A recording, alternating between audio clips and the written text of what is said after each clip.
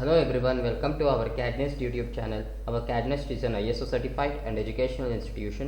I am Dhruva. So last session ಅಲ್ಲಿ Excel ಅಲ್ಲಿ charts ಗಳನ್ನ ನೋಡ್ಕೊತಿದ್ವಿ. ಕಂಟಿನ್ಯೂ ಮಾಡೋಣ.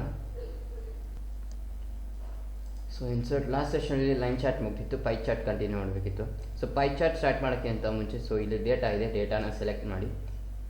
ಸೊ ಪೈ ಚಾರ್ಟ್ನ ಏನಕ್ಕೆ ಯೂಸ್ ಮಾಡ್ತೀವಿ ಅಂತಂದರೆ pie chart so pie chart shows the contribution of each value to a total. So total ಮೇಲೆ ಕಾಂಟ್ರಿಬ್ಯೂಷನ್ಸ್ ತೋರಿಸುತ್ತೆ, ಈಚ್ ವ್ಯಾಲ್ಯೂಗಳದ್ದು ಕಾಂಟ್ರಿಬ್ಯೂಷನ್ಸ್ ತೋರಿಸುತ್ತೆ. ಸೊ ಅದಕ್ಕೆ ಪೈ ಚಾರ್ಟ್ನ ಯೂಸ್ ಮಾಡ್ತೀವಿ. ಸೊ ಪೈ ಚಾರ್ಟಲ್ಲಿ ನಿಮ್ಗೆ ಯಾವ ಥರ ಸ್ಟೈಲ್ ಬೇಕು, ಇದು 2D ಪೈ ಚಾರ್ಟ್, ಇದು 3D ಪೈ ಚಾರ್ಟ್, ನಿಮ್ಗೆ ಯಾವ ಥರ ಸ್ಟೈಲ್ ಬೇಕು ಸ್ಟೈಲ್ನ ಸೆಲೆಕ್ಟ್ ಮಾಡಿ.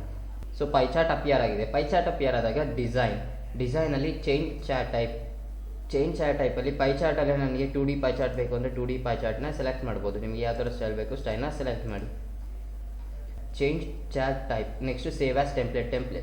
MS ಎಕ್ಸೆಲಲ್ಲಿ ಸೇವ್ ಮಾಡೋದಕ್ಕೆ ಸೇವ್ ಆಸ್ ಟೆಂಪ್ಲೇಟ್ ಆಪ್ಷನ್ನ ಯೂಸ್ ಮಾಡ್ತೀವಿ.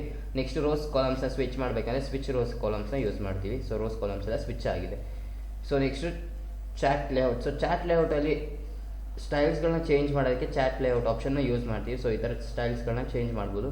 Next chart style. So chart style ಅಂತಂದರೆ ಯಾವ ಥರ ಕಲರ್ಸ್ ಏನೋ ಚೇಂಜಸ್ ಮಾಡೋದಕ್ಕೆ ಚಾರ್ಟ್ ಸ್ಟೈಲ್ ಆಪ್ಷನ್ನ ಯೂಸ್ ಮಾಡ್ತೀವಿ. ಸೊ ಈ ಥರ ಸ್ಟೈಲ್ಗಳನ್ನ ಚೇಂಜ್ ಮಾಡ್ಬೋದು.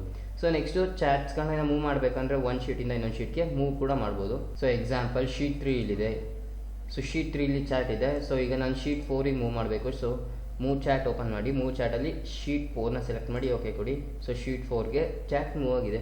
ಸೊ ಈಗ ನನಗೆ ಅದು ಶೀಟ್ 3 ಮೂವ್ ಮಾಡಬೇಕು ಅಂತಂದರೆ ಸೆಲೆಕ್ಟ್ ಮಾಡಿ ಶೀಟ್ 3 ಸೆಲೆಕ್ಟ್ ಮಾಡಿ ಓಕೆ ಕೊಡಿ. ಸೊ ಶೀಟ್ 3ಗೆ ಮೂವ್ ಆಗಿದೆ.